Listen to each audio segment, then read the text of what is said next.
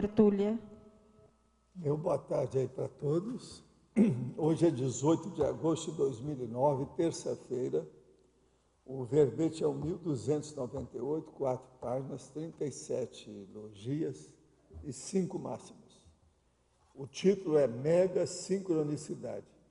A especialidade é a mega sincronologia. A definição: a mega sincronicidade é a ocorrência complexa da interação entre fenômenos aparentemente isolados, dentro e ou fora, no micro-universo da consciência intrafísica, segundo a conscienciologia. Agora, a fenomenalidade complexa, a expressão coincidências significativas proposta pelo Carl Jung, as insuspeitas conexões entre eventos, as sincronicidades.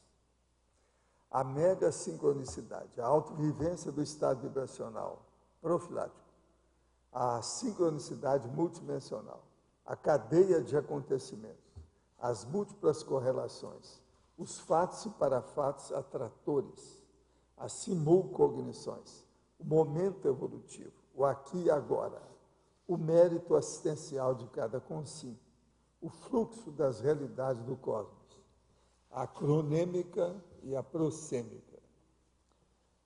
Na tabelologia, nós temos o confronto entre paracicatrização e pararegeneração. E na frase enfática, no universo dos fenômenos e parafenômenos sutis, da vida intra e extrafísica, e pelo estado atual das parapesquisas, a mega sincronicidade ainda está longe de ser plenamente entendida.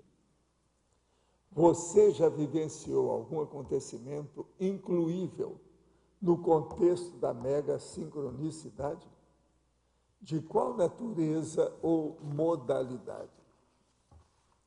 Se você quiser aumentar aí, você pode aumentar a trinomiologia, que falta um só. Agora, hoje, nós quase temos aqui aquilo que eu não sei se você sabe matemática, isso é eu que uso há muito tempo, eu não sei nem se os matemáticos estão usando essas coisas, que eu falo isso há algumas dezenas de anos. É um anagrama aritmético ou numérico. Você já viu falar nisso? Hoje tem um anagrama aqui. Não, eu vou te explicar, presta atenção. Olha só, anota aí, por favor, os números. 1, 2, 3, 4, 5, 6, 7, 8, 9, tá certo? Agora, de baixo você põe lá, 1298, logo em seguida, 4, 1298. Logo em seguida, 4, depois 37, depois 5. 5. Agora, presta atenção. De 1 a 9, você sabe que é numérico. Agora, o que se passa? Esse aí é o número, esse aqui. É o 1298. Tem 4 páginas, 37 logias e 5 máximas. Faltam 6 para ser o anagrama completo. Isso é permutação, que você já não, mas o meu, eu acho que a minha análise eu acho que está melhor, não está não? Anagrama numérico, aritmético, matemático. Ô Mabel, você entendeu isso que eu falei? Não, né? Porque o problema é o seguinte, se você vê os dados desse verbete, eu estou vendo por causa do processo da sincronicidade. Só faltam 6 para ter de 1 a 9 certinho. Não há repetição de número. Agora, isso é um anagrama numérico. Falta o 6 e o 0 para dar os 10, né? Os 10 números, certinho. Então, essas coisas, às vezes, são importantes para a gente ver, igual o Capicua, o processo todo. Esse aí não é Capicua, mas esse é o anagrama numérico. Você entendeu? Anagrama, não adianta. Hein? Não, falta o 6. Mas você sabe, aqui está muito difícil. Para dar um 6, teria que dar aqui, por exemplo, alguma coisa no fim, mas mesmo assim é muito difícil. Não dá, não. Muito difícil. Porque para dar aqui, teria que mudar uma opção de coisinha. Um dia pode ser que nós vamos arranjar um anagrama com 10 inteiros aqui. Pode ser. É? Pois é, não, dá ter mais um monte aí, você pode escolher. Mas agora, o que é engraçado é a hora que não repete os números nenhum, são todos números rasos, puros. Entende? Hein? Não, eu sei que eu olho assim, eu já vejo tudo, há muito tempo, né? Eu comecei a mexer com isso no ginásio, na minha época lá de 14 anos, 13 anos. Agora, que pergunta. Estou fazendo o curso CPC na unidade de Curitiba. Surgiu uma dúvida quanto ao EV. Meu entendimento, quando instalamos o EV, formamos um campo energético, correto? Yes. Quando estou no estado vibracional, também tenho acesso ao meu amparador? Sim. Surgiu um debate na aula que nós não demos acesso ao amparador no estado vibracional. Isso é bobagem. O estado vibracional, às vezes, é que ele pode entrar, porque você está mexendo na energia, chega perto dele. Que no normal, às vezes, seus instintos, emoções, etc., desejos, anseios, travam a entrada dele. Com o estado vibracional, você abre. Mas eu não concordo, gostaria de um esclarecimento sobre o assunto. Pois é. O problema é o seguinte, não trava nada, isso aí ajuda. Agora, olha aqui, isso de estado vibracional e exteriorização de energia, em certas condições, um é sinônimo do outro. Então, presta atenção só nisso, que a situação é diferente. O Nuctemeron, atribuído a Apolônio de Tiana, diz que no 10º nível evolutivo ou de iniciação, apreende-se a chave do ciclo astronômico e do movimento circular da vida dos homens. O senhor acha que ele falava das sincronicidades? É um modo de falar. Alguns dos fatos que ele se referiam eram sincrônicos. Agora, esse processo do movimento circular é a lei do retorno. Sob certo aspecto, é o que eu uso na questão do Bhatt-Pensene, o rebarbativo inteligente, a repetição correta. A repetição, por quê? O problema da evolução, a espiral evolutiva, a lei do retorno, isso tudo é um movimento circular. Quais atributos conscienciais são necessários à percepção desses padrões de analogia significativos e qual nível de escala evolutiva dominam-se esses atributos? Para mim, nós já começamos a perceber se a gente prestar atenção.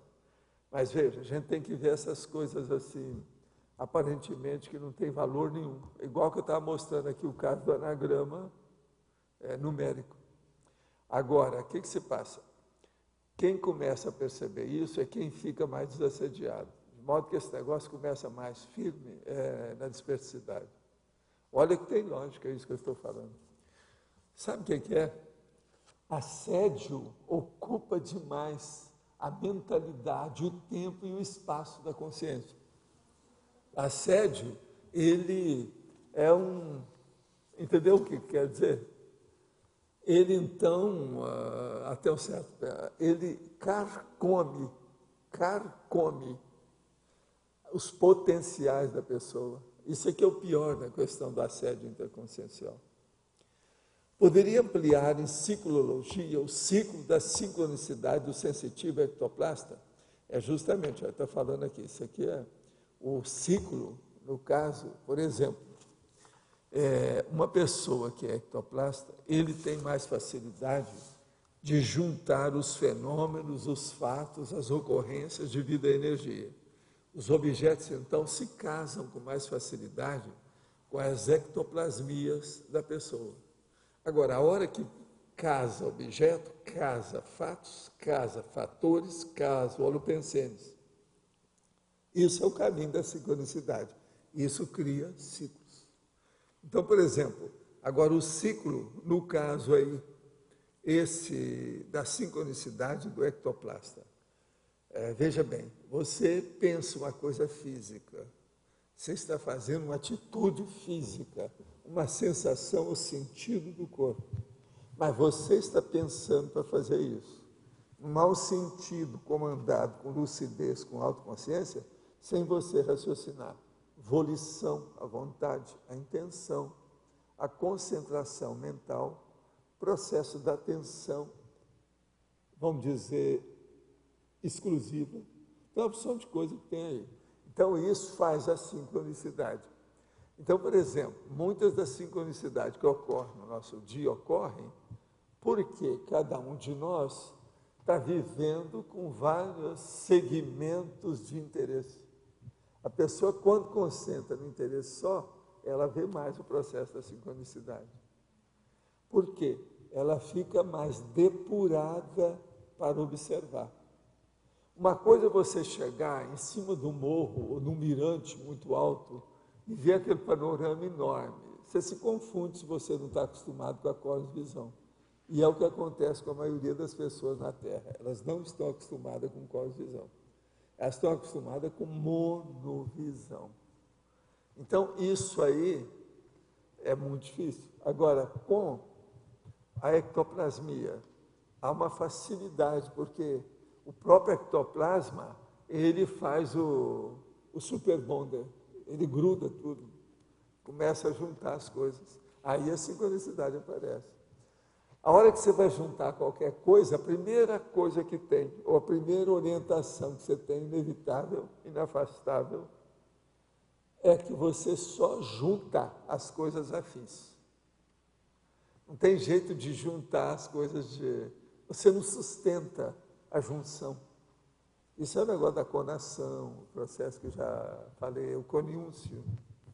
Tem que ter uma junção. Agora, na questão da ectoplasmia, é como se você não soubesse usar, usava só grude. E a gente arranjou para você o super bonder. Então ele gruda mais, há mais afinidade com as coisas. Uma outra coisa, uma pessoa que tem mais retilinearidade do pensamento, ela está mais próxima da sincronicidade. Alguém quer objetar essa afirmação? Nunca vivenciei uma mega sincronia intraconsciencial, por isso não consigo visualizar como seria isso. Pode exemplificar? Sim. É a hora que você pensa numa coisa, você sente alguma coisa do mesmo nível e ocorre um fenômeno, por exemplo, com a sua energia dentro daquela área, daquele contexto. Isso tudo é mega sincronia intraconsciencial. Você começa a pensar no assunto quando aparece uma consciência que é justamente dentro daquele assunto. Entende? Outras coisas mais tem. Então, aí junta o processo dos atributos mentais, as sensações da pessoa, os sentidos, e junta as parapercepções dela junto aí. Agora, isso aqui, se colocar, como eu estava falando antes, a ectoplasmia junta a fome com a vontade de comer. Tudo fica mais potencializado. Outra coisa, na primeira linha da parafatologia, a autovivência do estado vibracional profilático. Entendendo-se a sincronia como algo sem planejamento aparente, que acontece ao acaso, por que seria o EV profilático considerado a mega sincronia? Não é isso. E eu ponho o EV para ajudar a mega sincronia, como eu ponho na maioria dos verbetes. Porque com o EV, você abre a porta de qualquer coisa. A vida humana é energia. Agora, profilático, ele está fazendo uma prevenção daquilo que você está pesquisando, aquilo que você quer. Outra dúvida, também na parafatologia, na quarta linha, o mérito assistencial de cada consciente não seria conquistado através de suas vivências pessoais íntimas? Onde a mega sincronicidade entra aqui? A hora que a pessoa conquistou, ela começa a ter sincronicidade, porque tudo vem para a mão dela. Os rios correm para o mar, os afluentes correm para os rios, as gotas se juntam para formar o litro d'água. E por aí vai. O processo todo é... Quem está dentro da onda aumenta as possibilidades de conexão, de modo que a sincronicidade aparece aí. Agora, gente, eu queria aproveitar para mostrar para vocês isso aqui, é de anteontem, Folha de São Paulo, o Caderno Mais, que está falando aqui, escritores em construção. Aumenta a procura por oficinas literárias e novos cursos de técnicas narrativas são criados no país. Autores diplomados em escrita criativa já compõem a elite da ficção norte-americana. O romancista Daniel Galera descreve as aulas que determinaram seu futuro e deram forma a uma vocação. Estão fazendo, então, aí, os cursos de autores. Estão forçando a barra agora. Isso aqui, você sabe, tudo é bobagem, está tudo dentro o processo apenas da forma, né? Porque é literatice, né? Agora, a ascensão das oficinas literárias. Cresce a procura no país por cursos que ensinam técnicas narrativas. Rio Grande do Sul, programas tradicionais já produziram uma nova geração de escritores com diploma de autor. Pois é. Agora, o modelo americano. Pesquisador descreve a história das oficinas de escrita nas universidades dos Estados Unidos, que não param de crescer e defende que, mais do que formatar os alunos, os cursos dão a eles um lugar na sociedade.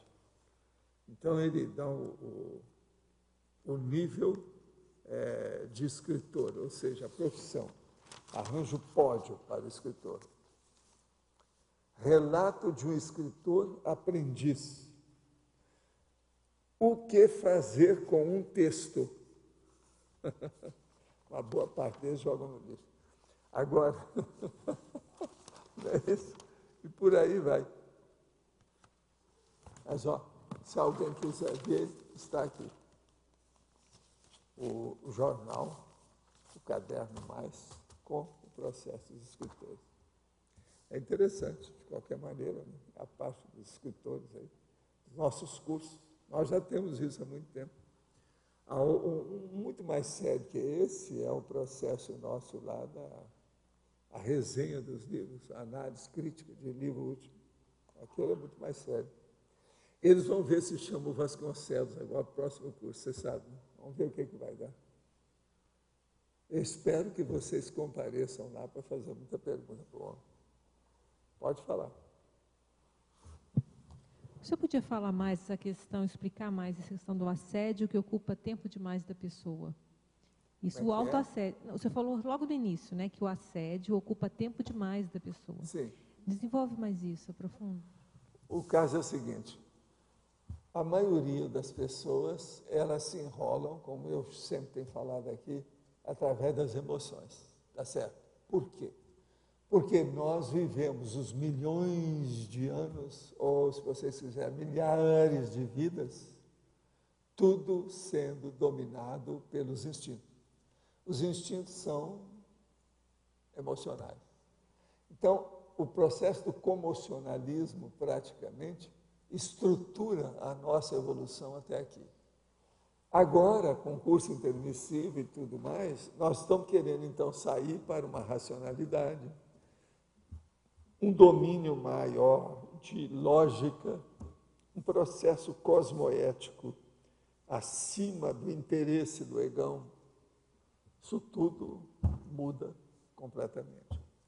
Agora, enquanto não muda, nós somos vítimas dos credores do passado. Gente que a gente não saiu bem com eles e que eles vêm cobrar alguma coisa que ficou sobrando, faltando.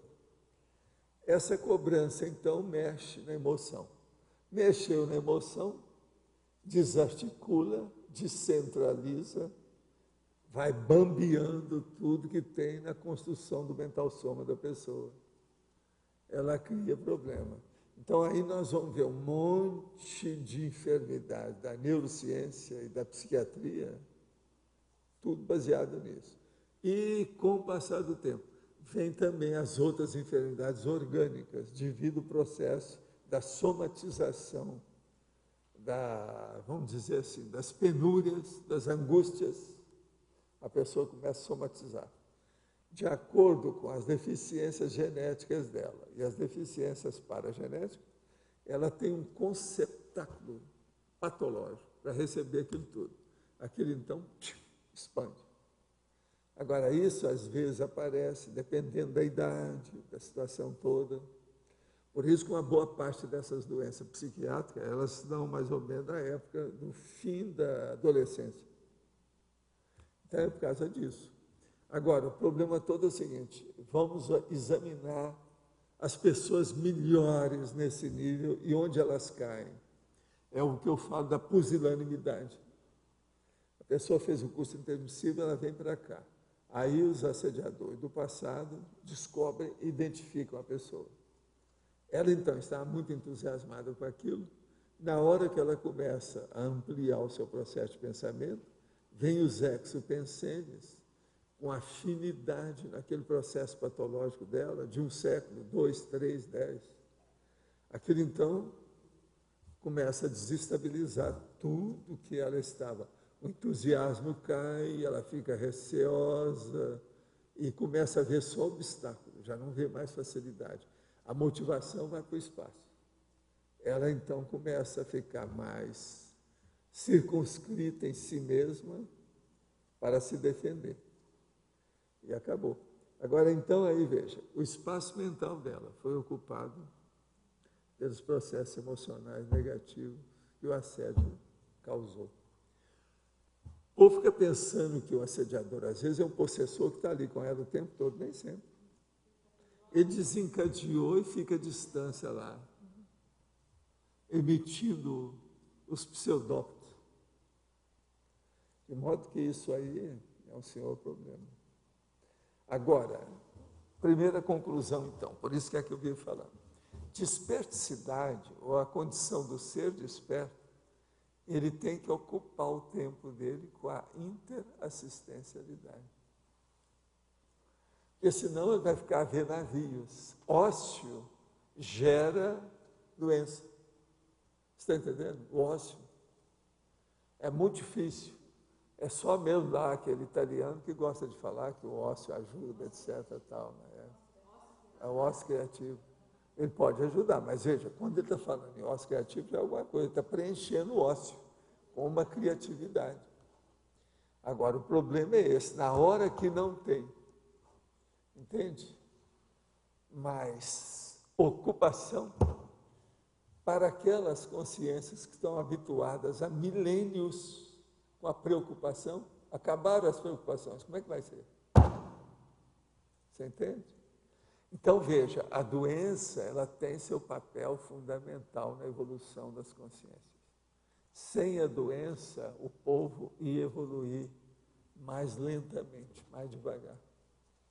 A doença exige isso. É o contrário do que se pensa. Isso é um paradoxo terrível, mas é a verdade. A doença é o estorcegão da dificuldade. É o ferrão no traseiro do boi. Está entendendo? É o processo de pisar no pé. É o puxão de orelha. É o espinho de laranjeira. Tá?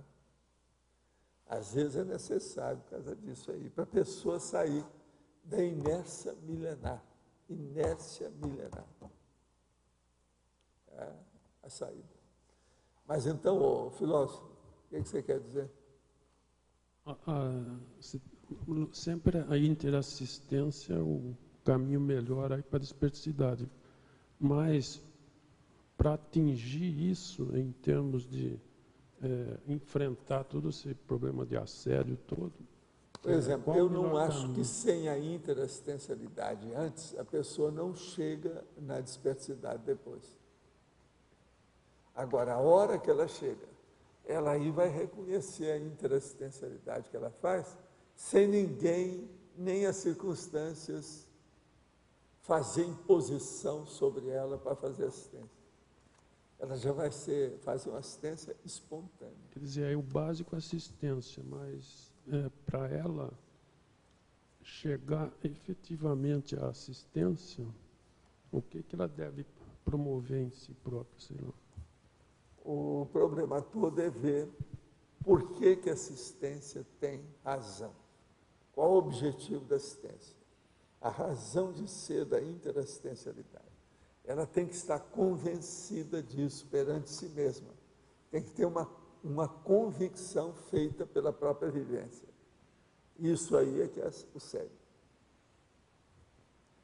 Ao alcançar uma condição dessa, ela fica inabalável, ela aumenta a autossuficiência, tudo melhora para ela. Porque todo esse nó do passado, também ele leva para a pessoa a ter uma resistência em assistir.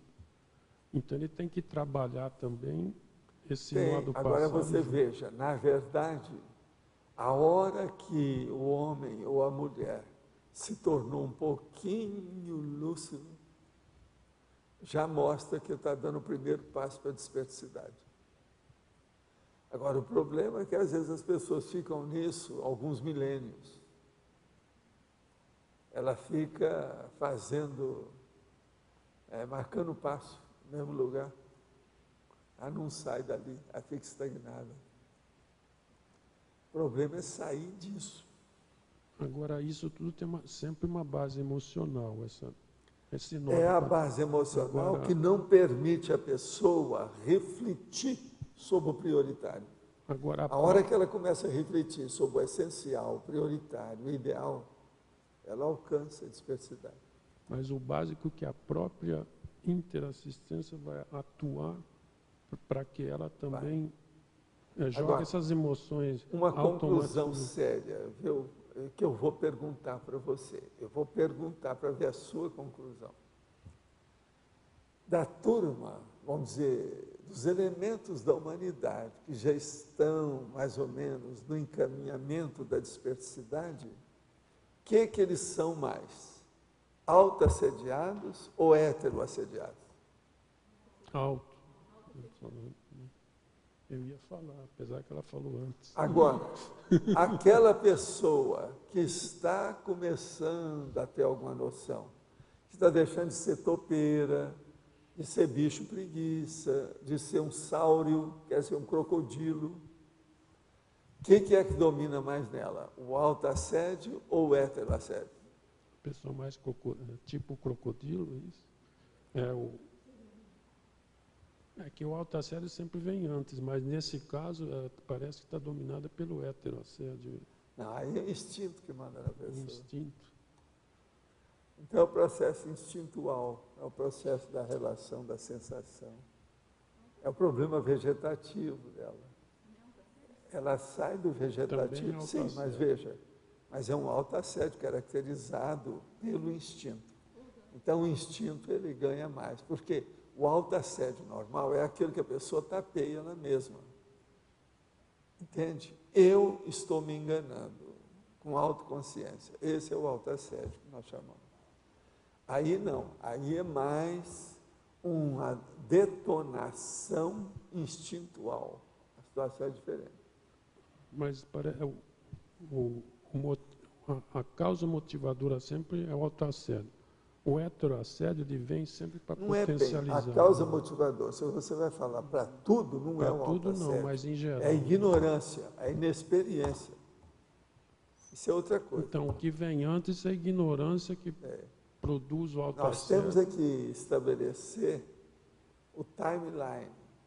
Vem até aqui, daqui outra coisa, daqui de outra coisa. Então, veja, a parte instintual, o processo do assédio, e o problema quando a pessoa começa a ver uma luz no fim do túnel.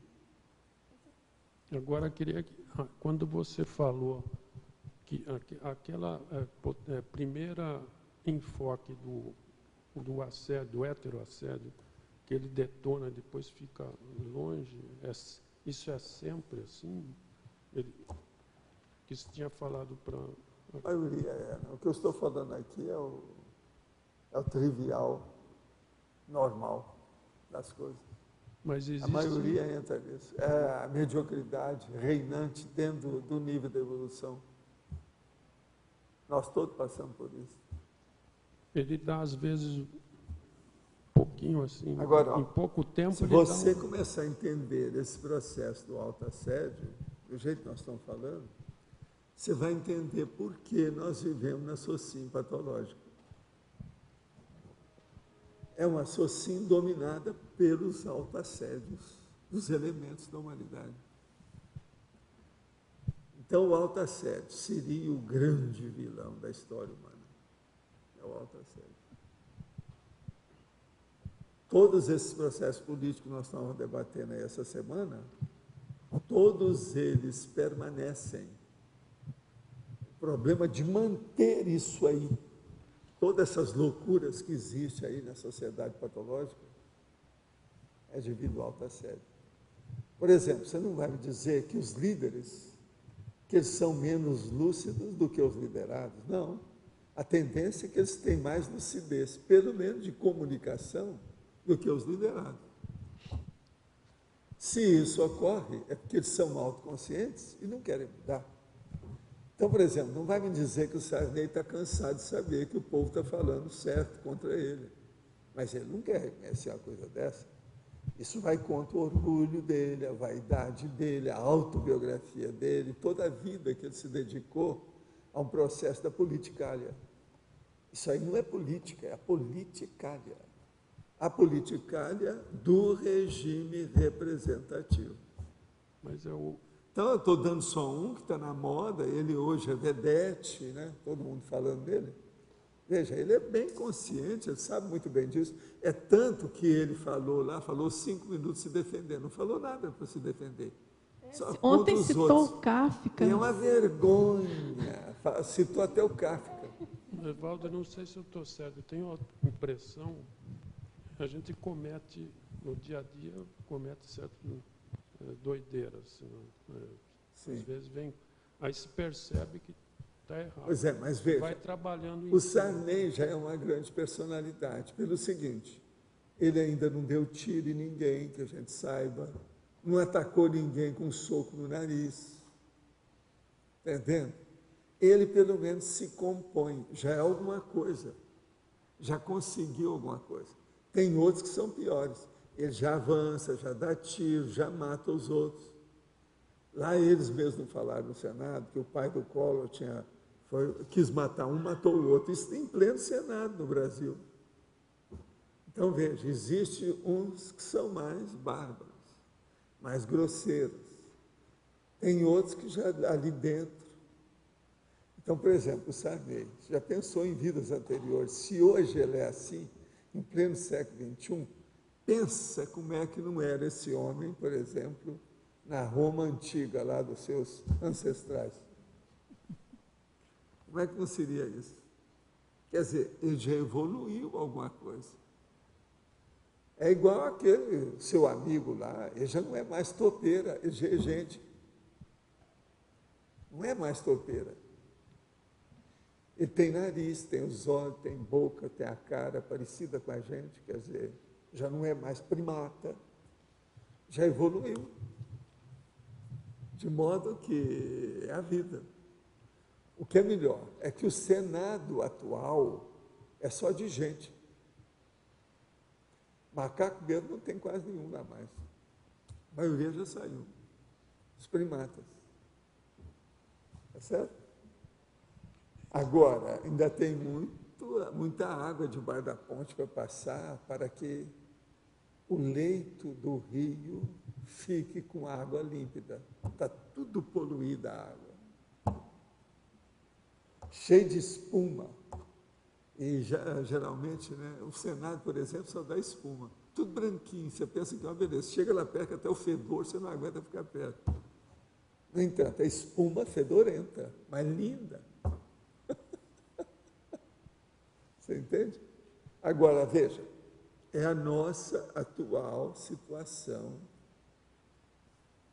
dentro do regime político que a gente vive, em pleno século XXI, a condição toda nossa. Mas agora, o que você quer falar? A dúvida é o seguinte, falando do nosso nível aqui, do meu nível. Eu para atuar em mim mesmo, numa autoconsciência terapia diária. Lógico, vem essas emoções, eu vejo que está errado, combate. Quando é que eu vou, às vezes tem emoções que elas voltam. E como é que eu vou me livrar disso na Primeira prática, coisa, né? você corrige as emoções. A emoção vem, você não pensa mais naquilo. Eu estou totalmente, fala para você, eu, sabe, Arlindário, estou totalmente contra qualquer pensamento, por exemplo, de inveja. Mas eu tenho que me atuar em mim. Não, acabou. Quem manda em você é você. Mesmo eu falando aqui, ó, não interfere em nada em você. Você é superior a mim no seu micro-universo consciencial. Você já pensou que você é mais poderoso do que o João no seu micro-universo consciencial? Mais poderoso do que o Flávio no seu micro-universo? Mais do que o Antônio que acabou de chegar? Quer dizer, você é poderosíssimo dentro do seu micro-universo. De modo que você vai reclamar de quem? O amparador não admite reclamação quanto a isso. Na verdade, um bom amparador não admite reclamação de ninguém, porque ele nunca vai fazer alguma coisa que vá permitir criar ou gerar uma reclamação. De modo que, Arlindo, como é que nós ficamos? Se você tem uma emoção, é o sangue romano, que vem da época que você era centurião? Bate de repente, né? Aí você sabe que está errado. Pois é, mas tem que parar e acabou.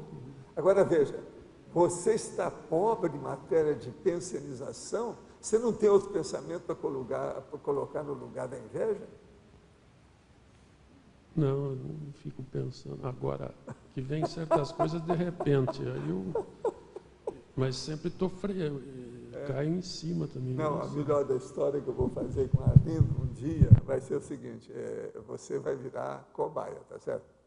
Eu vou te levar para a imobilidade física, veja. E nós vamos filmar você no escuro lá. Se você mexer com qualquer coisa, vai aparecer no filme. Nós aí vamos acertar você definitivamente. Então, veja, aí a gente pode depois escrever uma história, a tragédia de um italiano.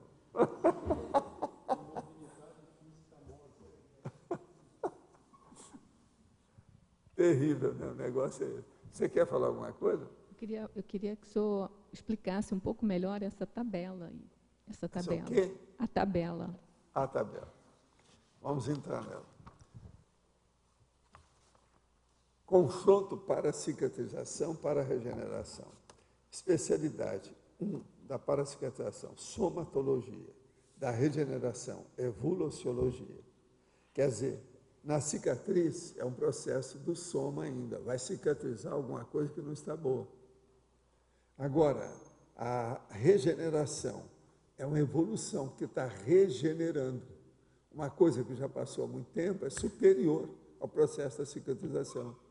Há uma regeneração, é um passo à frente. Especialidade 2, consciencioterapia. E a segunda, proexologia. Consciencioterapia ainda é um problema de arranjo, de terapia, de melhoria, que está precisando de retocar. Agora, a proexologia já é alguma manifestação, é uma realização, já não está mais em preparação, já está uma execução. E como é que a gente vê a sincronicidade nesse processo todo aqui? A sincronicidade está tudo nisso.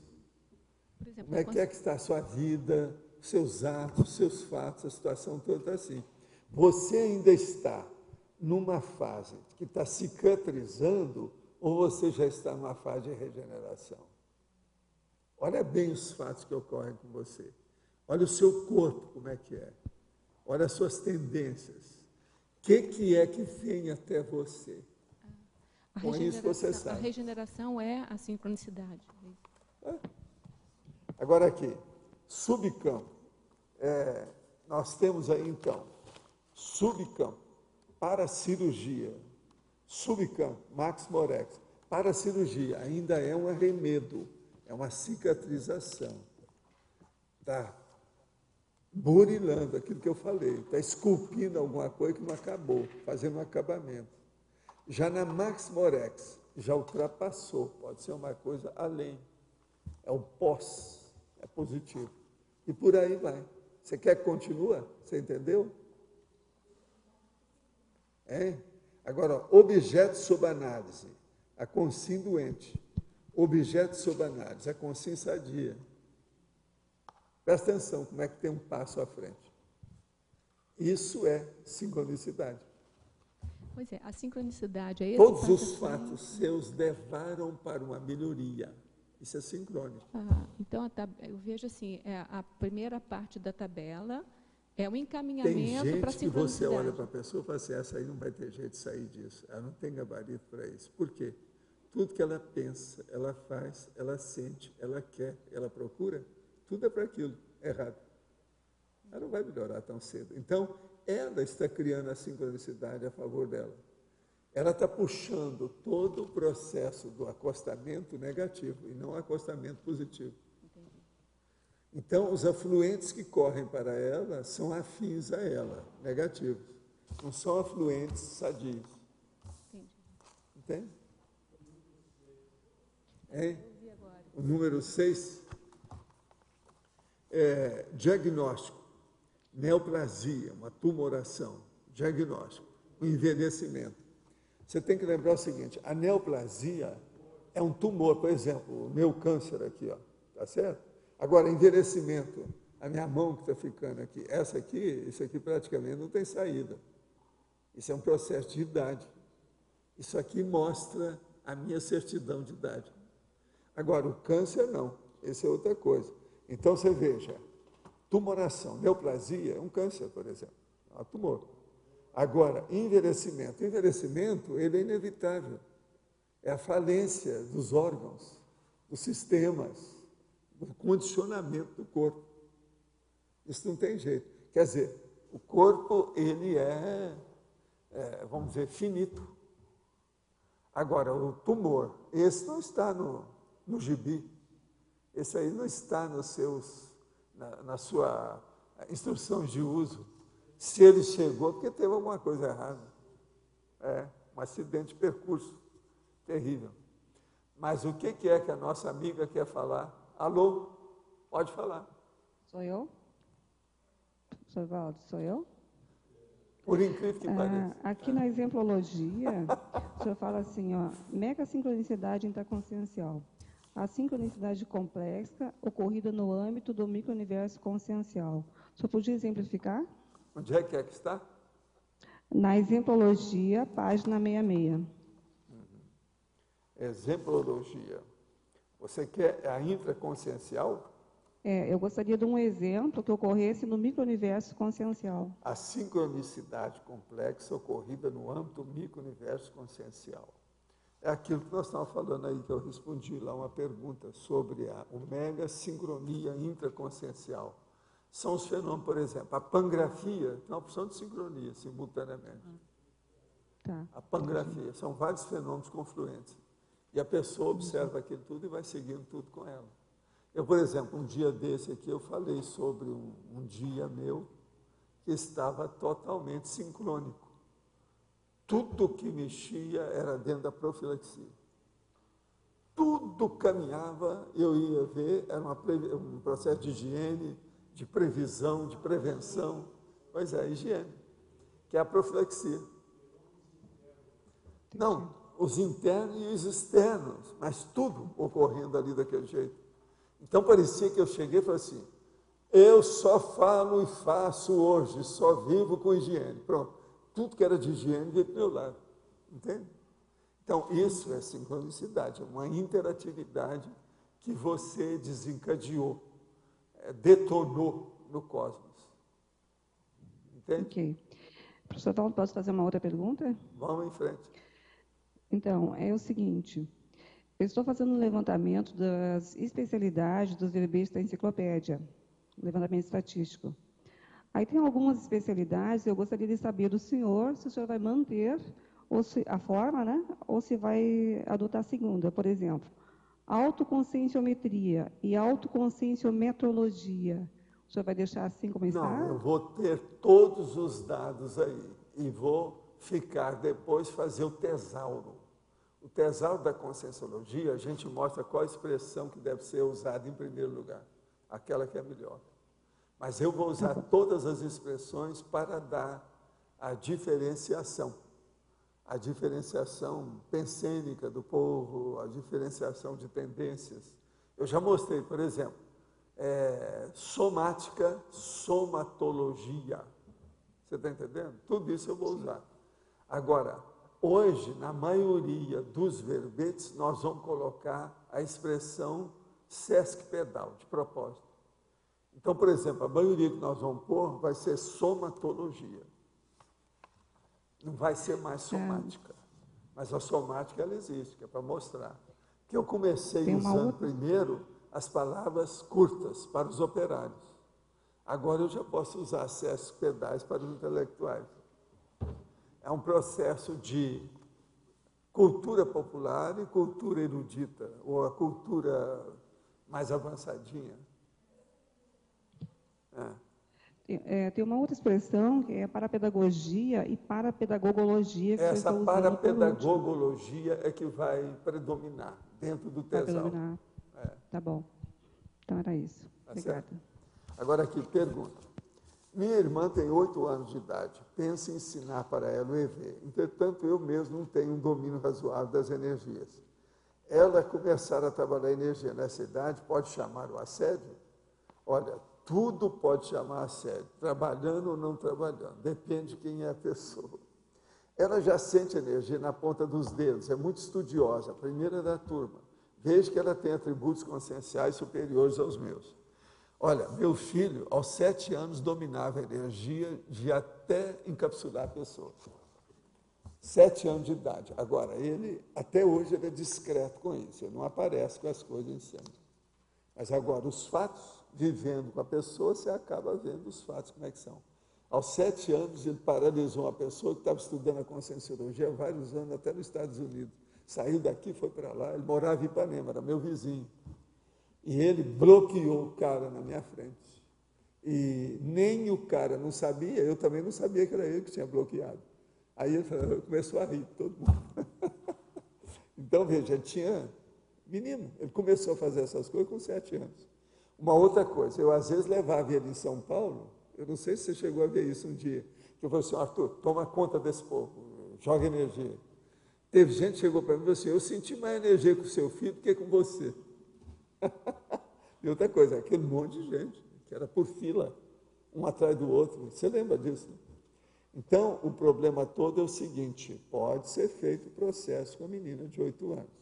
Agora, veja bem a desassimilação das energias. Se você não é bom de desassimilação nem com você, abra o olho, porque senão você vai julgar a criança. E outra coisa, se você tiver muita vaidade, ou se tiver muito orgulho, ou alguma coisa nesse sentido, cuidado. Porque se você não domina bem a energia, a criança às vezes pode ser mais potente que você. Se aos 8 anos, que é a idade dessa criança hoje, né, da sua irmã, você não tinha os mesmos skills e potenciais que ela mostra que tem, ela pode engolir você hoje. Vocês estão entendendo bem o que eu estou falando? Porque depende do processo de precocidade aí na questão de energia e de parapsiquismo, é terrível. Iniciei há pouco tempo meus estudos sobre a conscienciologia. No momento, meu foco é a TENEPS. Tenho 27 anos e há alguns anos tento trabalhar com minhas energias de modo positivo para ajudar as pessoas e a mim mesma. Ainda não consigo instalar o EV. Li que os 6 primeiros meses são críticos devido aos assédios, mas me sinto especialmente bem quando envio energia às pessoas. Mesmo não praticando a TENEPS de forma rigorosa, é aconselhável continuar com meus humildes trabalhos energéticos? Você deve continuar, mas não faça isso no mesmo lugar e no mesmo tempo, todo dia no mesmo tempo, porque senão você vai ter assédio.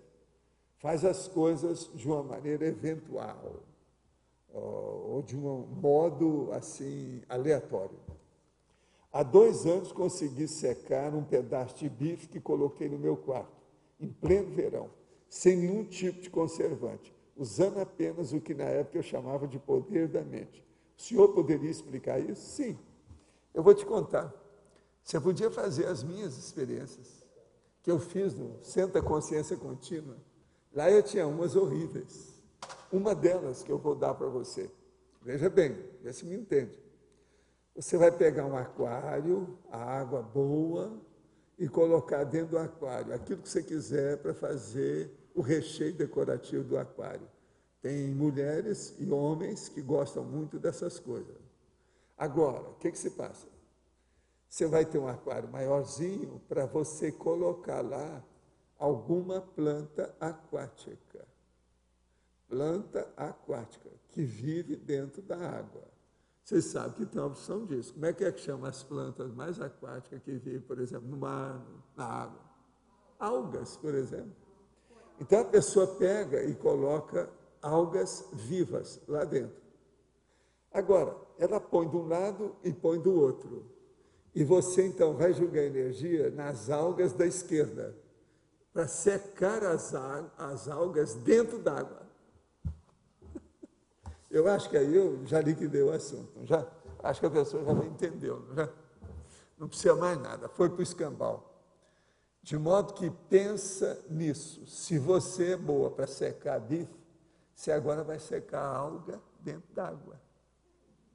É isso aí que eu quero ver. É o que eu fazia no Centro da Consciência Contínua. Quais as relações que podemos estabelecer entre o Código Penal ou Pessoal de Cosmoética e as megasincronicidades? Uma megasincronicidade pode ser patológica e induzir uma pessoa ao erro? Pode. Tudo isso é possível. O Código Pessoal de Cosmoética ele tem que abarcar tudo que a pessoa faz. Se a pessoa segue o código com rigor, a tendência dela é ter resultados positivos em tudo que ela faz, em matéria de energia, em tudo que existe em matéria de sincronicidade. Agora, se há má intenção, tudo é possível. Aonde aparecer a má intenção, vamos dizer o dolo, a marginalidade e a máfia campeia.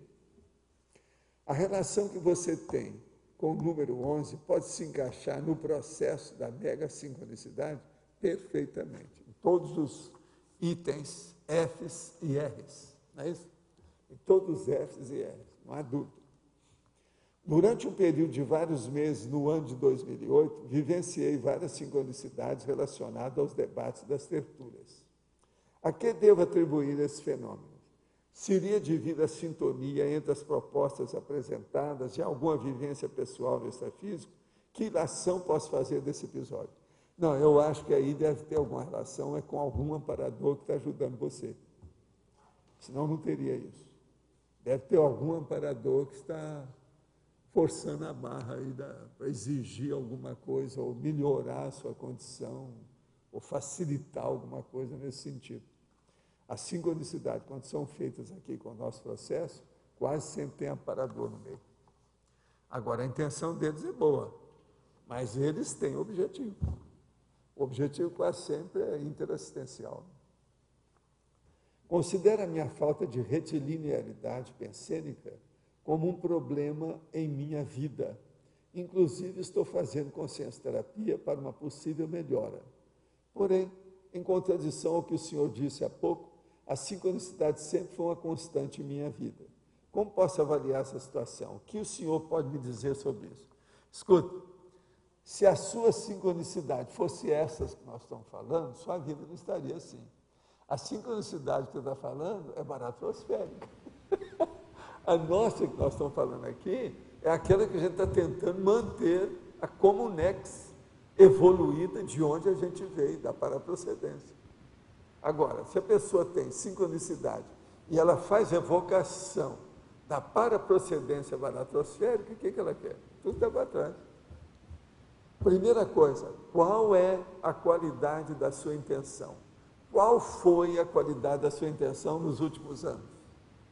O que é que você pretendia com as suas coisas? Quais os objetivos da sua vida? Do ponto de vista da qualificação cosmoética. Uma outra coisa, você segue um padrão rígido, o seu processo do CPC, o Código Pessoal de Cosmoética? Pensa bem, se não segue, isso aí já falta alguma coisa também. A sincronicidade, ela tem que ser baseada nas intenções da pessoa. As intenções vão qualificar o holopensene. Aquele holopensene se torna um conceptáculo. Então a pessoa fica recebendo. O que é que você recebeu? Coisas negativas? A vida deu para trás? Por quê? Você está fazendo evocação da baratosfera. Ó, todo mundo fica assim. Que venha. Agora, que venha o quê? Que venha o touro ou que venha o serenão? Tem gente que está, que venha o touro.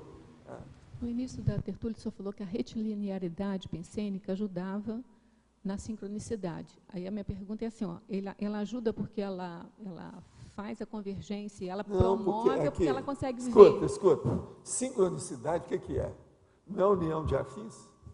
Aí a retilinearidade Agora veja, faz isso. uma pessoa, se ela se tornar cada vez mais certinha, Ela está retilínea. Mais afim, né? Tudo dela. Não, ela já é retilínea. A retilinearidade. Cada afinidade. Presta atenção. Você tem um local que tudo é organizado. A baratosfera não vai se dar bem ali dentro. Sim, mas, Você tem um local que é tudo desorganizado. A baratosfera, nada de braçada lá dentro. mas tem uma variação dessa minha pergunta que é assim, ó, você provoca a sincronicidade quando você está com retilinearidade ou você enxerga... Todo mundo provoca sincronicidade dia e noite. Entendi. Essa é a tese. Tá. Agora, a qualidade é a mesma da intenção da pessoa que está provocando, do provocador. Tá. Então, O gerador. A retilinearidade, então, vai provocar e vai facilitar enxergar a sincronicidade. Vai. Agora, o melhor da história é justamente isso, porque na hora que as coisas ficam mais organizadas, elas ficam mais límpidas. Ficando mais límpidas, elas ficam mais esclarecedoras. Agora, por aí é que é interessante a gente pensar. Por exemplo, o esclarecimento é a limpidez, é a profilaxia, é a purificação.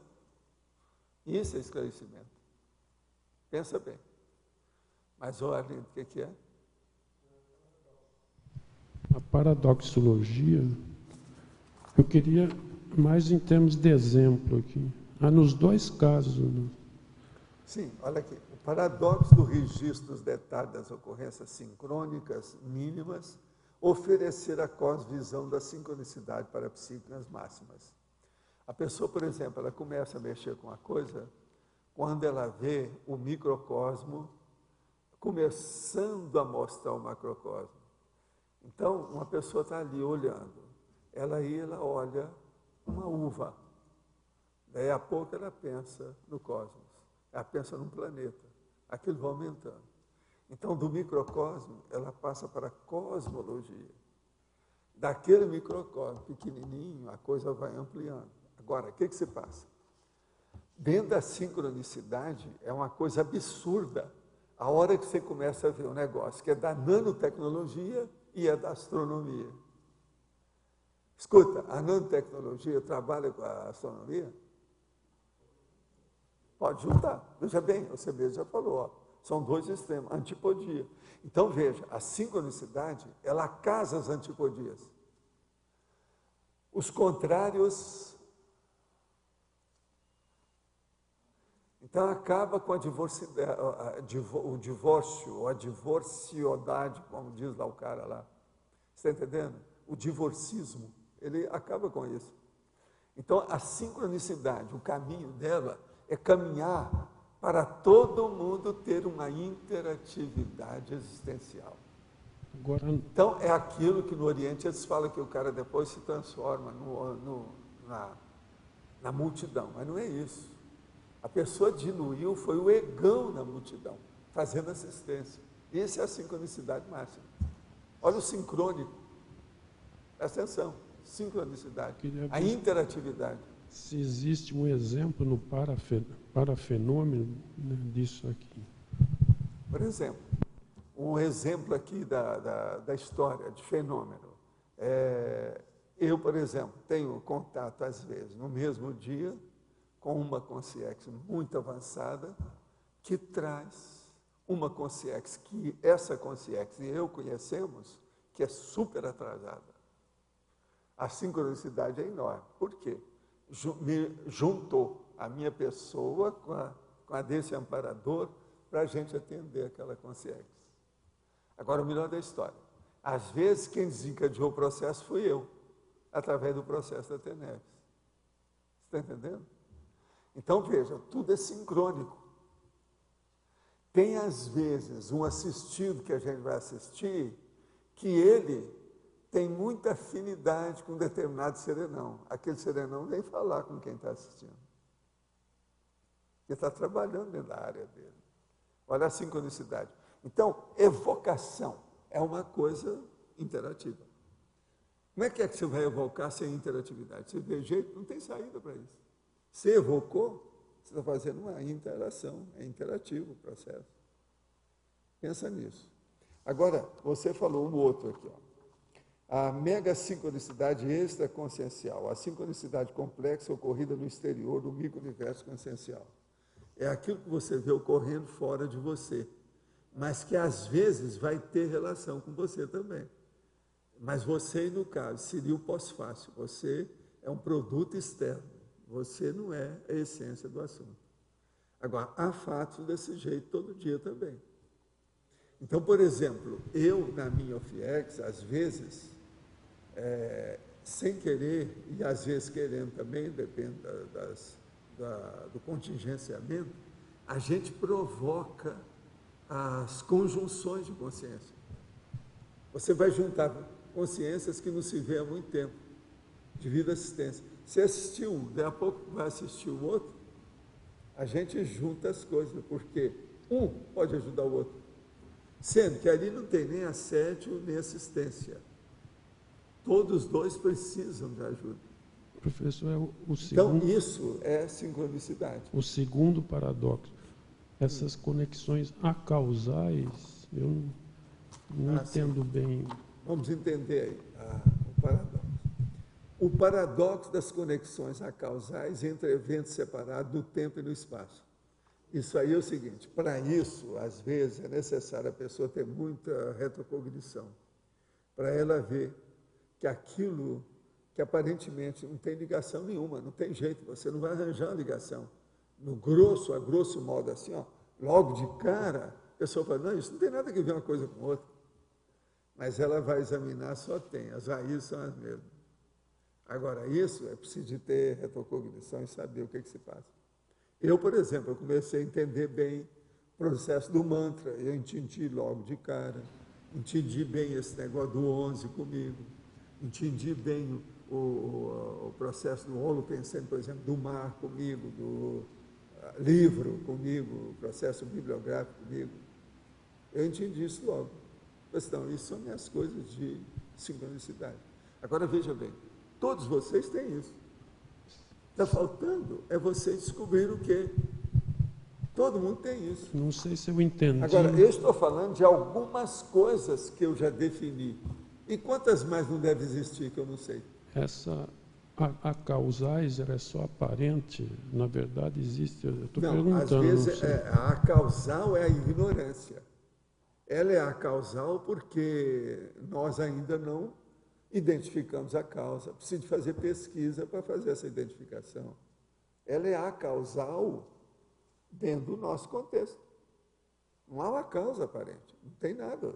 Tudo que você pensou, você não achou saída. Mas veja, a burrice é nossa, a incompreensão é nossa, a inexperiência é nossa. Mas a causa, é lógico que tem. Todo efeito tem causa. Agora, aí nós temos que usar a palavra causal, por quê? Em relação a gente, ela é a causal. Nós não entendemos por quê. Qual é a etiologia? Qual o fator desencadeante? Não tem. Agora, tudo então, você vai ver que, por que é que eu chamo que a sincronicidade é um fenômeno difícil, complexo. Por quê?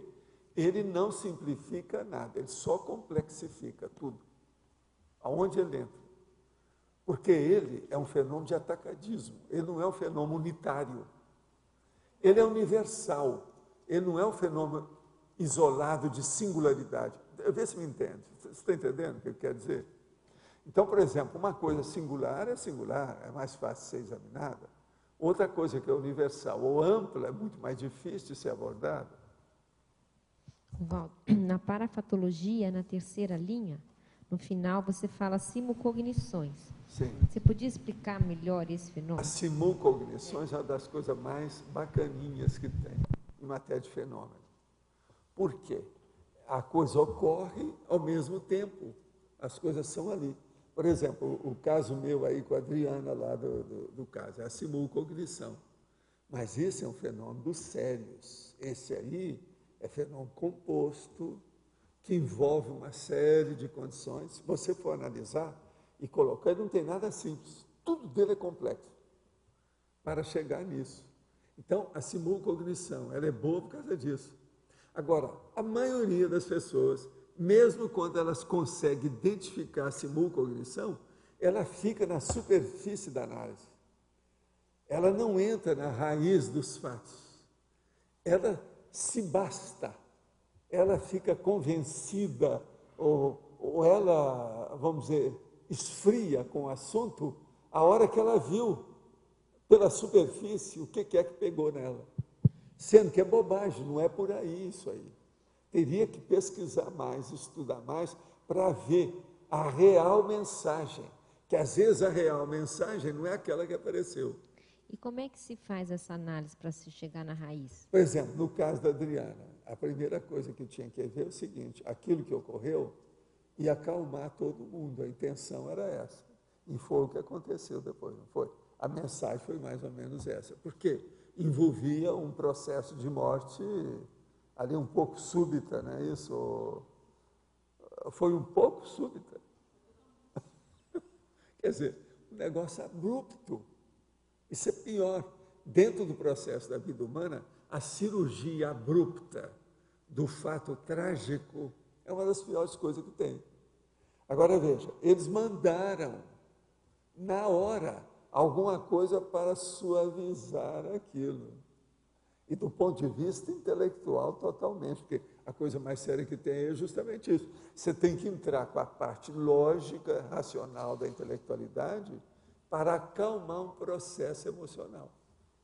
Então, é sentimento elevado que acaba com a emoção aventurosa, entende? Da aventura. Foi justamente um processo desse. Agora, o que eu vejo é o seguinte, simulcognição tem muitos fenômenos que eles são mais fáceis de ser observados, que aquilo está ocorrendo. É uma coisa quente. O processo está se desenrolando na sua frente, você está participando dele. Agora, então, às vezes é mais fácil de verificar as interações com os outros fatos. Então, a simulcognição permite isso. Agora, por exemplo, a questão das projeções de aviso, ou de adeus, como eu chamo, projeção do adeus.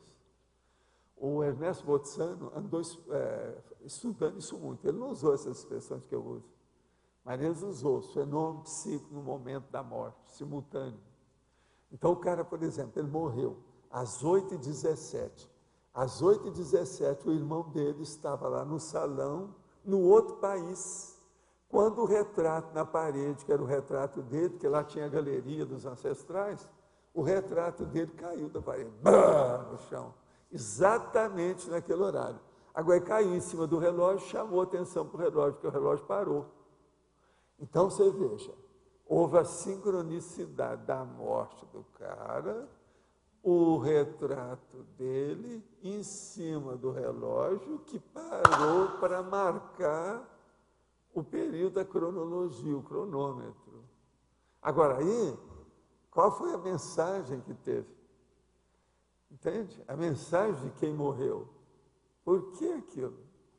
Agora, é impressionante, por exemplo, o Ernesto Bozzano estudar essas coisas todas sem ter os conhecimentos que nós temos hoje, com muito mais literatura, mais experiência do que aquela época. O livro dele é impressionante. Fenômenos psíquicos no momento da morte, que é o nome. Vale a pena ver o que é. Agora, veja, ele pegou alguns fenômenos sobre o assunto, mas vocês já pensaram, em todo quanto é país, em todos os países, todo lado, o tempo todo, esse fenômeno está ocorrendo e ninguém percebe. Agora, então, conclusão de tudo isso, nessa questão aí da simulcognição do retrato. Vocês já pensaram as legiões de consciência frustradas que existem com esses fatos? Que às vezes ela até comanda o fenômeno, dá um jeito naquilo, e não houve resultado nenhum. Não fedeu nem cheirou. Vocês estão entendendo como é que é? Então, o que tem de gente frustrada não está no gibi. E eu sei o que é isso. Eu sei o que é isso. Eu li os negócios do Boltzano e falei assim, coitado, ele ainda não viu nada, é muito pior do que está aqui. Porque ele não falava o que é que a consciência, né, estava sentindo, o que é. Aí é nesse ponto que eu entrava. Dava uma pena dele. Esse foi o motivo que eu sempre gostei os manuscritos deles, os escritos sobre esses assuntos. É muito interessante. Por isso que eu quis ver lá, sobre projeção, o que tinha. Agora, eu li tanto das coisas dele, quando eu cheguei lá, eu não achei nenhuma fonte para enriquecer minha bibliografia. Todas eu já tinha. E só sobre o assunto de projeção, ele tinha 258 fontes. Todas eu tinha. Eu não acrescentei nada sobre ele na minha viagem que eu fiz lá. Entende? Lá na cidade lá do Romeu e Julieta. Outra coisa, você poderia falar mais da relação entre evocações e megasincronicidades? Sim. O problema todo é o seguinte, todo mundo que faz evocação, mas evocação consciente e evocação inconsciente, ele pode entrar numa sincronicidade. Por exemplo, uma pessoa, ela começa a fazer a evocação devido aos filmes que ela assistiu, ou que ela assiste. Ela começa a assistir só filme de faroeste. Daí a pouco, qualquer coisa que ela vai mexer, a própria atenção dela, a lucidez dela, vai levá-la para ver processo de faroeste. Então, vai ter cavalo, vai ter tiro, vai ter cowboy, vai ter chapéu, essas coisas todas. Isso vai ser inevitável. Então, não tem jeito. Tem um cara que falou para mim, que estava muito impressionado com os filmes de faroeste que ele estava assistindo, que chamou muita atenção. Então, ele comparou os faroeste espaguete italiano com os outros americanos, e começou a estudar isso. Aí apareceu o carnaval, ele foi ao carnaval.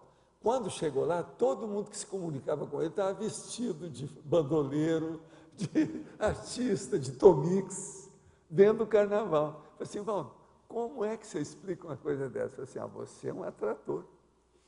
Com sim, atratora, você está chamando a atenção de tudo. Agora, por sinal, ninguém marcou qualquer tiro ou qualquer demanda daquela de tirar o revólver com você, não, né? Como é que vai ser? Aí eu perguntei para ele, você não tem revólver em casa? Eu falei, não tem não. Eu falei, então tá tudo bem. Em uma tertúlia passada, o professor comentou sobre uma técnica que colocava uma porção de farinha no local do quarto para desenvolver a ectoplastia. Poderia falar mais sobre essa técnica? Sim. O caso é o seguinte, você vai arranjar algum elemento pulverizado.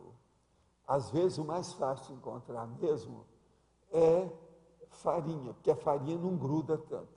Você podia falar assim, não, mas eu posso arranjar açúcar super refinado, que ele é fininho, é melhor do que a farinha. Mas o açúcar, um pouquinho de temperatura alterada, que dá de umidade, ele gruda e faz grumo. Já a farinha é mais difícil. A farinha também faz, mas não é do mesmo jeito. Então, o que se passa? Arranja uma farinha ou um pó não mesclável e pega uma folha assim, ó, e coloca na beira de um móvel aqui, ó, e coloca aquele monte aqui. Agora, você vai sair do corpo e vai dar um jeito de jogar alguma coisa daquele pó no chão. Está na beirinha. A dificuldade é mínima. Você não pode reclamar de nada. Vocês entenderam ou não? Agora, você pode soprar, como diz o cara, eu posso soltar um flato extrafísico? Pode. Porque lá não tem nada. Você tem liberdade absoluta de fazer o que quiser. Pode dançar? Pode. Pode fazer um exorcismo? Pode. Posso pular em cima? Pode. Te vira. Agora, o problema é que eu quero ver. A hora que você voltar, você vai olhar no chão e está lá aquele monte. Agora, veja, seu quarto não pode ter vento. Tudo tem que estar fechado. Não pode ter ar-condicionado, nem nenhum desumidificador, nenhum aparelho funcionando no quarto. Tem que acabar com tudo, é só você. Agora, veja, quem insiste, consegue. Agora, é impressionante a hora que a pessoa vê, ela chega lá, aí tem aquele cara que conseguiu a primeira vez, depois de não sei quantas tentativas. Ele chega para mim e fala assim, Valdo, eu estou desconfiado que tem um rato no meu quarto. Eu falei assim, só faltava essa. Primeira coisa, o rato, ele deixa sinal. Você vai ver cocô dele, vai ver as coisas que ele mistura, tem o rastro dele. Não pode ter sido rato. Então, agora veja bem, você desse jeito não pode continuar com as suas experiências. Primeira coisa, faz a desratização e tudo que pode no seu quarto primeiro. Limpa tudo, para depois você fazer, porque senão você vai derrubar a farinha e vai achar que é algum bichinho pequenininho, a pulga. Outra coisa, não pode deixar nem joaninha lá dentro, porque a joaninha pode, chega lá, derruba. Como é que fica? Isso não pode, que negócio é esse? Agora, eu não sei se aí o nosso amigo entendeu o que é que eu falei. Essa técnica é terrível porque vai mostrar que a pessoa tem ectoplasmia. Isso é batata. Quase sempre para conseguir isso tem que ser ectoplasta, senão não consegue não. Outra coisa, isso não se consegue na primeira, segunda, terceira vez, não. Tira o cavalo da chuva, tem que tentar muito. Agora, se a pessoa insistir, ela chega lá. E outra coisa, ela vai desenvolver efeito físico, vai desenvolver as energias, vai desenvolver o processo da projeção e vai desenvolver uma coisa muito séria. Devido a ela fixar demais o que ela está querendo, ela vai ampliar a lucidez fora do corpo. Uma das coisas mais difíceis que tem é você dominar o onirismo com a sua lucidez. Você pensa bem, ó, a maioria de vocês, quer ver, faz experiência. Você quer ficar lúcida fora do seu corpo. Vem o onirismo, um sonho, um pesadelo, toma conta de você, você não lembra de nada. Agora, num caso desse, não. A pessoa está siderada. Ela está totalmente ali, ó, fixada na questão de julgar aquela farinha no chão. Você está entendendo? Aquilo começa a entrar e engrenar na cabeça da pessoa de uma tal maneira que ela acaba chegando lá. De modo que essas experiências de efeito físico, elas podem ajudar demais a autolucidez da pessoa. Não fica pensando que isso é processo de operar, não. É problema de intelectual. Seríssimo. Projetor intelectual. Li na cronologia de um jornal local de hoje, 18 de agosto, criada na China de Mao Tse Tung, nessa mesma data, porém, em 1966, a Guarda Vermelha, agente da Revolução Cultural, sim. O senhor comentou que as doenças são mais necessárias para mexer e sacudir com as pessoas. Pergunta, personagens recentes da história da civilização, como Mao Tse Tung, o Khmer Vermelho e esses ditadores de países africanos que governaram com mão de ferro, assédio de massa, também são necessários para a evolução da população do planeta? Não, o problema é que não adianta você falar se são necessários ou não. Se eles existem é porque o povo permitiu, ainda mais ele sendo líder, é porque um monte de gente criou essa personalidade, não foi só ele sozinho. Vocês acham que o Hitler criou a personalidade do Hitler sozinho? De modo algum. Foram os alemães que criaram isso. Não existe uma forma melhor, mais sadia de evoluir. Quanto mais essa forma mais sadia de evoluir, depende das consciências ressomadas no planeta. Escuta, o que nós estamos discutindo aqui essa semana é justamente sobre democracia. É uma forma melhor. Democracia pura, democracia direta. É uma forma melhor para a gente viver. Agora, veja, nós criamos aqui em Foz um bairro que é chamado Bairro Cognópolis, aonde nós estamos tentando colocar a democracia pura, com os nossos estudos, as nossas coisas, as instituições, as empresas que tem, o processo assistencial, estudo sem parar, pesquisa, experimento, tudo é isso. Nós não estamos, mas agora veja, para estudar isso, nós temos que estudar tudo que não presta. Na hora que vai estudar tudo que não presta, você tem que falar no Mao Tse Tung, no Livro Vermelho, essas bobagens todas, do Hitler. Por quê? Se você não sabe o que não presta, como é que você vai saber o que é bom? A gente tem que fazer as comparações o tempo todo para o povo ficar sabendo como é que funciona. Agora aqui, nós estamos querendo, a paz, por exemplo, do nosso amigo lá da Satyagaya. Como é que é o nome dele? Mahatma Gandhi. E por aí nós vamos, tem que ser gente desse jeito. Agora veja, hoje a Terra está tão difícil que se você pegar alguns nobelistas da paz, eles são furados. Às vezes são assediadores. Presta atenção nisso. Muitos nobelistas se tornaram nobelistas, no entanto, eram matadores antes. Eram guerrilheiros e outras coisas mais, vocês sabem disso. Então, veja, são pessoas furadas também, não é assim. Mas nós precisamos explicar isso tudo. Outra coisa, por isso que tem aquela pergunta, para que são esses bustos no caminho da lógica? Tudo é isso. A gente está tentando colocar o que salva da humanidade para a gente ver, depurar a situação e imitar. A coisa mais difícil que tem é você arranjar boas imitações ou boas cobaias, inteligentes. A maioria das cobaias são muito burras. Então, o problema é arranjar cobaia inteligente para você se mirar naquele espelho e melhorar a sua vida. Noto uma sincronicidade. Estou estudando uma docência e estou sem trabalho. Quando estudo com afinco, aparece a oportunidade de entrevista, passo para a segunda fase das entrevistas. Aí fico preguiçoso. Então não aparece mais entrevista e as que estavam encaminhadas dão para trás. Aí volto a estudar e as oportunidades de entrevista reaparecem. Quando consigo o trabalho se não estudar, não consigo me sustentar nesse trabalho. Isso já aconteceu muitas vezes para ser coincidência. É fato. Você já viu algo parecido? Sim, isso acontece nas melhores famílias. Você é uma pessoa desorganizada, que tem dificuldade de enfrentar o método, a disciplina, a organização. Organize-se e vamos em frente. Ultimamente, com a crise, nem estudando aparece mais oportunidade. Minha área está muito fechada, é da indústria. Sim, mas isso é temporário. Você vai sair disso. Agora, continue estudando, porque estudar só pode acrescentar. Não vai melhorar nada, não vai piorar nada, só vai melhorar tudo. Então, pensa bem. De modo que não desista, insista. Tá certo? Sobre as centrais extrafísicas, sempre que a pessoa tem intenção cosmoética e habilidade, o acesso é liberado ou existe algum limite que eles usam para manejar e podem travar?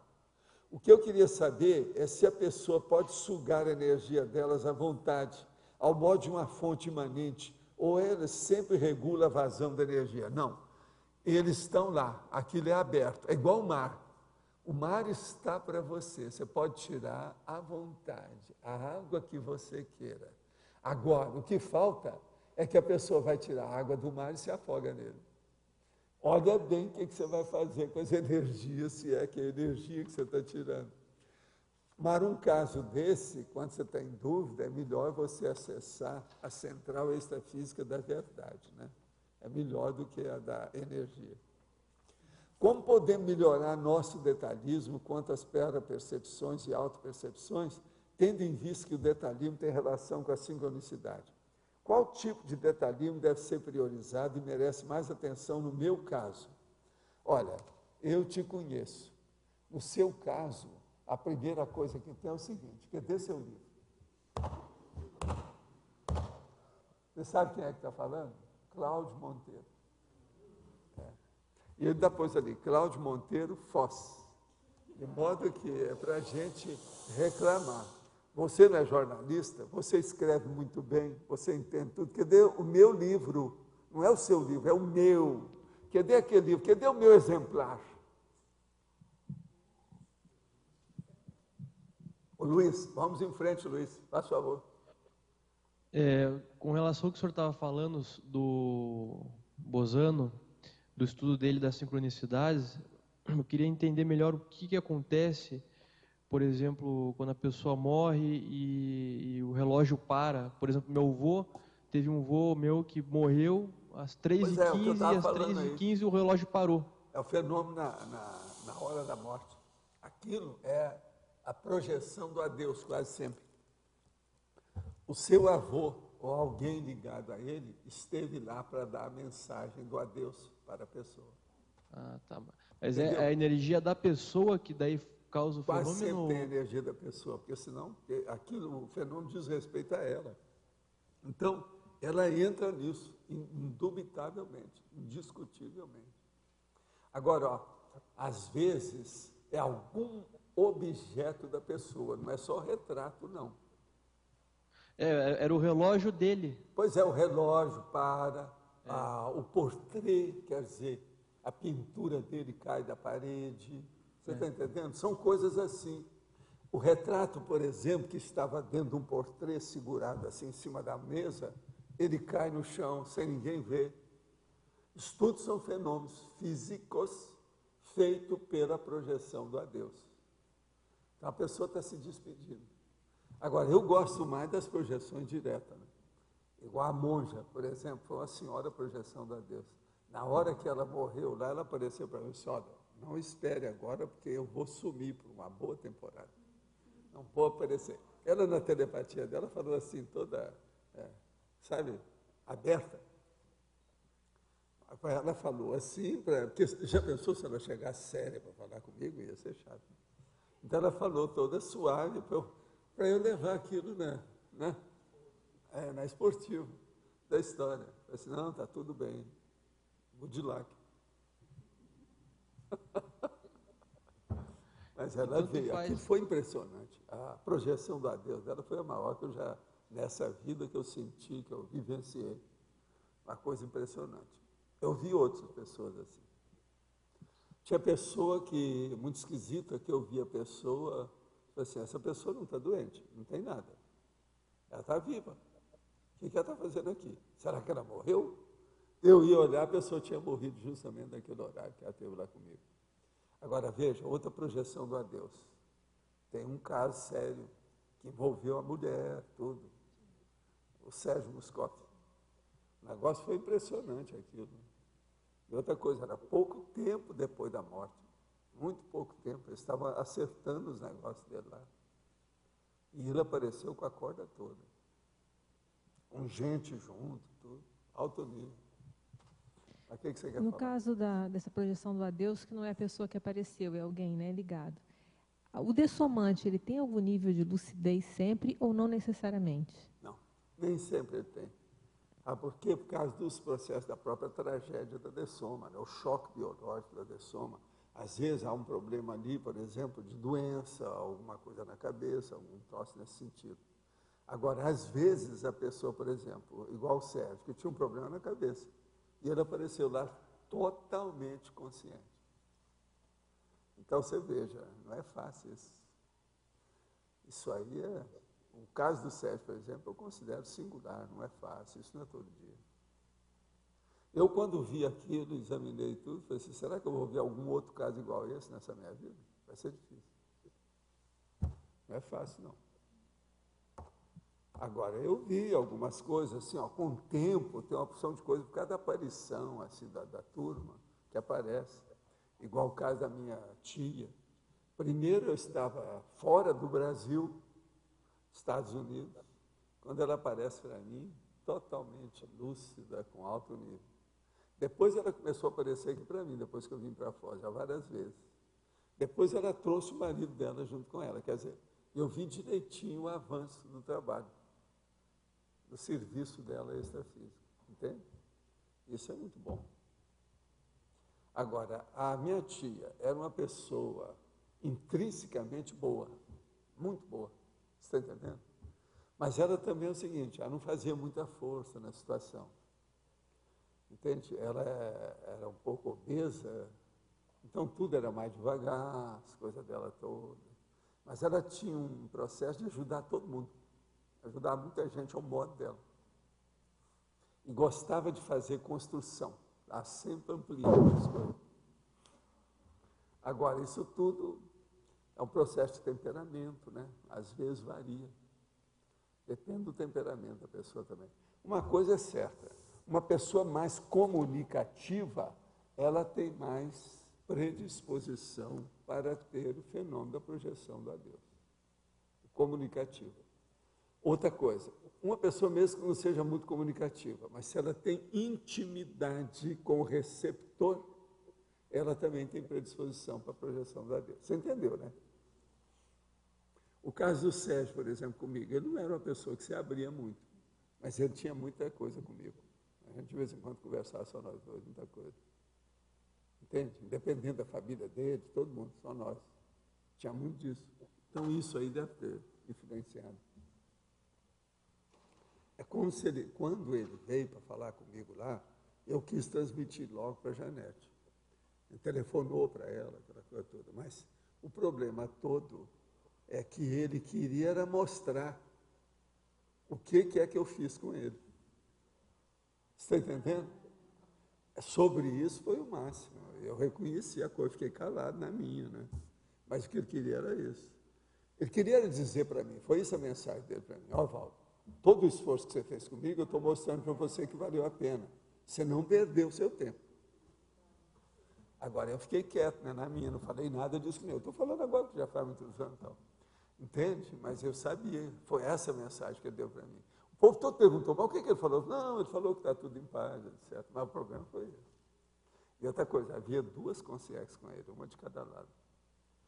Agora, o melhor da história foi a hora que ele apareceu, eu só via aquela bola de energia assim, ó, e sentia a energia muito forte. Daí a pouco apareceu, o rosto dele começou a tangibilizar o rosto dele direitinho, e ele apareceu todo cheio de vida, com saúde, moço. Impressionante aquilo. Entende? Ele fez uma aparição espetacular. Você está entendendo como é que é? Cinemascópica, technicolor, de tudo quanto é jeito. Eu fiquei besta de ver o negócio dele. Fiquei mesmo. Na ocasião, me fez pensar muito nas coisas todas. Eu comecei a raciocinar tudo que eu conversava com ele, como é que era, as coisas que ele, a preocupação que ele tinha, como é que foi e tal. Agora, tudo tem sua razão, né? Tudo é um processo também de passado, né? Ele não era, assim, bem um militar, mas ele era organizado igual um militar. As coisas dele, a educação dos filhos, a situação dele, tudo era assim. Entendeu? Isso aí ajuda muito a pessoa, né? Porque manter o equilíbrio dela. O Sérgio tinha um equilíbrio, assim, formidável, em matéria de... É o negócio da retilinearidade, da pensamento, pensanização. Ele tinha muita coisa nesse sentido. Mas, olha, pode falar, vamos em frente. Professor, o senhor colocou aqui para a Adriana, né, a real mensagem para a Adriana, que seria para acalmar todo mundo, né, envolvido no processo do dessoma do irmão dela. E o senhor colocou em seguida assim: sentimento elevado acaba com a emoção. Eu queria que o senhor aprofundasse esse sentimento elevado acaba com a emoção. O sentimento elevado é o seguinte, é aquele sentimento que você, por exemplo, uma coisa é você conhecer uma pessoa que você ama. Outra coisa é você amar uma pessoa que você não conhece. Por exemplo, uma pessoa de um fã-clube, às vezes nunca conversou com aquela popstar que o cara adora. Ele nem sabe como é que é o temperamento dela, como é que ela é, nem nada. Mas ele adora a pessoa, à distância. Isso é emoção. Agora, por exemplo, você admira, igual eu, admiro aquela professora, mas eu conheci a professora, eu vi de perto. Eu passei a racionalidade em todo o meu relacionamento com aquela pessoa do ponto de vista intelectual e emocional. A intelectualidade predomina sobre o meu processo emocional. Então, o sentimento elevado é aquele sentimento, por exemplo, que eu tenho para a dona Odete Brum, que era a minha professora. Por quê? Eu vi todo o esforço dela, da gente, quando eu era menino. Agora, passa anos, a dona vai lá no instituto para conversar comigo. Vira para mim e fala assim: nunca pude te esquecer como aluno meu. Gente, ela deu aula igual a minha mãe, foi mais de 30 anos. Está entendendo? No entanto, ela me pensou no meio daqueles milhares de alunos que ela teve. Entende? Então, aquilo é um processo sério. Agora, você via direitinho. No caso lá, não era eu que tinha sentimentos elevados apenas, não. Ela também tinha. O processo dela não era emocional, de uma maternagem como professor em cima de mim. Ela era colega da minha mãe. Entende? Outra coisa, ela era uma loura, alta, bonita. Você está entendendo? A voz muito forte, bonita, de grande força presencial. A dona Odete. Agora, ela chegou já a uma certa idade, mais velha do que eu. Foi lá ao instituto conversar comigo, falar as coisas. Impressionante o negócio. Então, veja, aquilo que ela tinha comigo é sentimento elevado. Aquilo que eu tenho com ela é sentimento elevado. No entanto, é uma coisa da minha infância. Você entendeu aí o que é que se passa? Entendi. Agora, por exemplo, o que é a emoção aventurosa que eu falo? A emoção aventurosa é aquela moça, por exemplo, lá da Califórnia, que todo fim de semana tem um namorado. Na segunda-feira, se encontrar o namorado, nem olha para ele. Isso é emoção aventurosa. Não está adiantando nada. Isso é promiscuidade. É um tipo moderno de prostituição. Então, a emoção aventurosa da prostituta, ela já se torna profissional. Então, é uma emoção aventurosa profissional da prostituta. Você entendeu, né? Como é que é a situação? Entendi. Já, por exemplo, um sentimento elevado é o da professora. Mesmo as professoras hoje, essas que estão trabalhando lá, essa turma, por exemplo, está trabalhando aí com o governo agora, isso aí é sentimento elevado, porque aguentar o negócio lá não é fácil, com aquelas crianças tudo perturbadas, a situação não é nada fácil.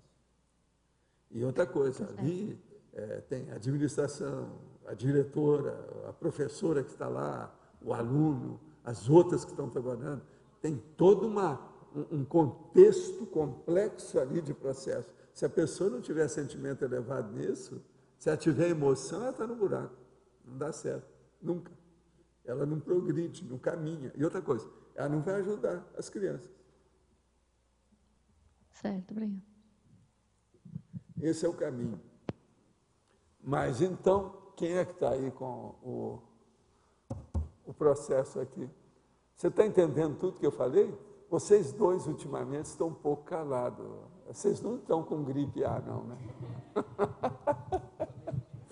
Eles estão muito calados ali naquele trecho aqui. Essa aqui também não fala mais. Estão puleirados. Amarga ali um silêncio total.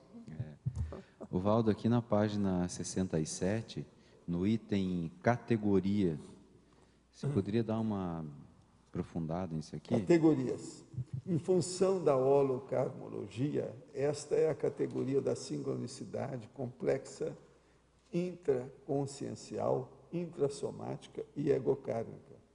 Diferente da sincronicidade do 1, que é a multidimensional, extraconsciencial, extrassomática e grupo kármica. Você está falando da tabela aqui de cima, né? Você olha a tabela que você vai ver como é que isso se encaixa. A sincronicidade 1 e a 2. Uma é totalmente intrassomática, a outra é extrassomática. Agora, veja, chega num ponto que elas se casam tudo isso se mistura. Aí é que vem a interatividade mais séria.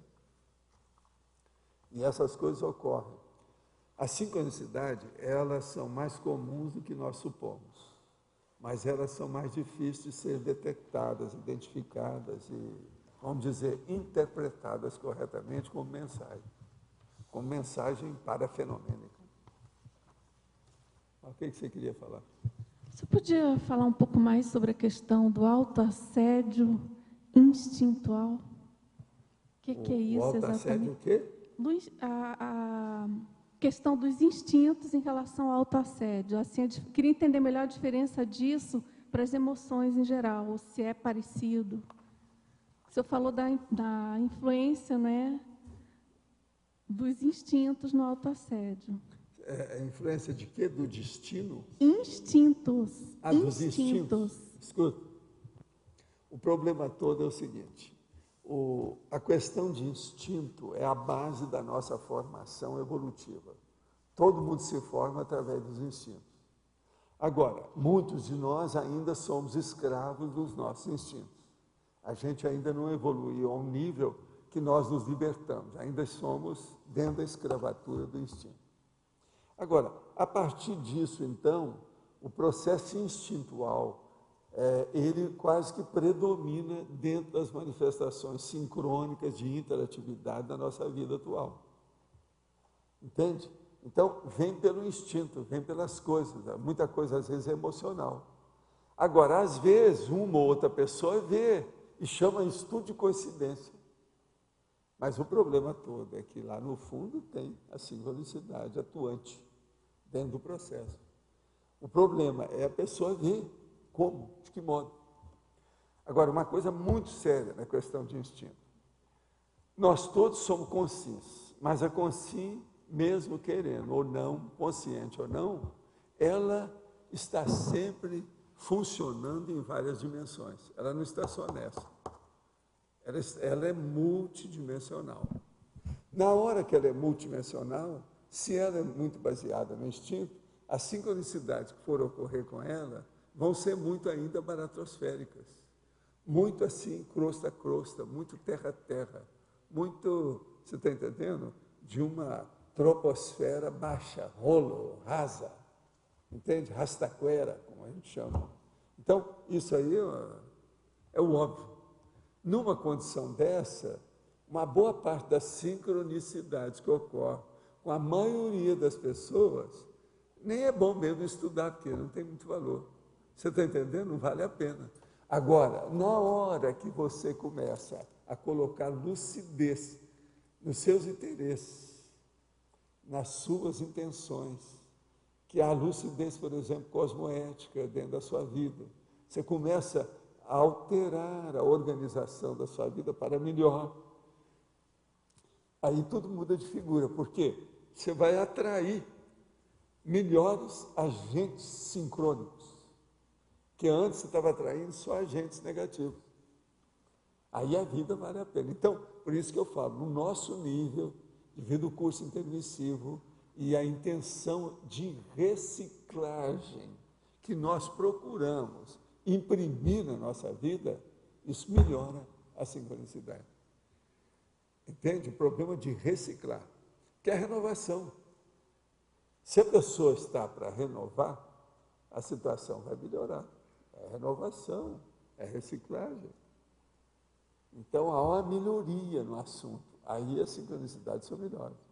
Eu, por exemplo, eu tenho esses processos de sincronicidade, fenômeno parapsíquico comigo, você sabe, desde menino. Mas eu nunca desprezo nada que ocorre comigo. Seja um fenômeno à toa, uma coisa física, intrafísica ou qualquer coisa. Ou seja, um mais lá. Porque eu sempre quero saber o seguinte, qual a mensagem que esse fenômeno está trazendo para mim? Eu não quero que ele passe batido comigo, bobo lá, cara de paisagem, sem ver o que quer que fez. Eu quero identificar. Outra coisa, quando eu noto que o fenômeno está ocorrendo e o ambiente é positivo, aí o meu interesse ainda aumenta mais. Por quê? Aquilo ali pode enriquecer a minha abordagem, o meu modo de pensar a respeito daquilo. Pode esclarecer um aspecto que eu ainda não entendo, ou que eu interpretei mal. Você está entendendo? Então, aquilo expande o processo da abordagem. Então, fenômenos, de modo geral, a gente não deve desprezar. Mas, veja, eu não sou uma pessoa siderada em fenômenos, senão eu vivia sempre procurando agir com isso, fazer, fabricar, elaborar, desenvolver. Mas eu não acho que isso seja o mais importante. Fenômenos, para mim, os importantes são intraconscienciais, que é o processo mental somático. Então, veja, é você colocar sua pensanização no PEN, é você fazer predominar mais trabalhos intelectuais e não trabalhos braçais, manuais. Enfim, são condições, então, que você está levando tudo para o mental soma e diminuindo a influência dos instintos. Você veja que o caminho tem que ser esse, não tem outra saída para isso, não. O caminho é esse, é o caminho, é o jeito.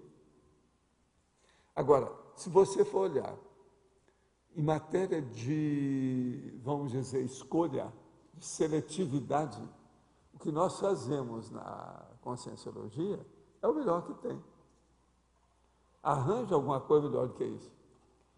Eu hoje, por exemplo, eu comecei a trabalhar com um processo que está me dando um trabalho danado, que é a crescendologia. Mas eu quero estudar o crescendo evolutivo. Eu já fiz 2 verbetes sobre crescendo até hoje por aí. Mas esse crescendo evolutivo, eu quero colocar todos os tops que eu já toquei no assunto e aqueles que ainda não toquei, mais avançado. Até agora, eu já arranjei 40 áreas que tem os crescendos, os tops, eu consegui arranjar. Mas eu ainda não vi ainda o material, não. Eu já vi só 1/3 dos verbetes. Eu tenho que olhar todos os outros para ver o que eu vou fazer. Mas agora veja, está valendo a pena. Por quê?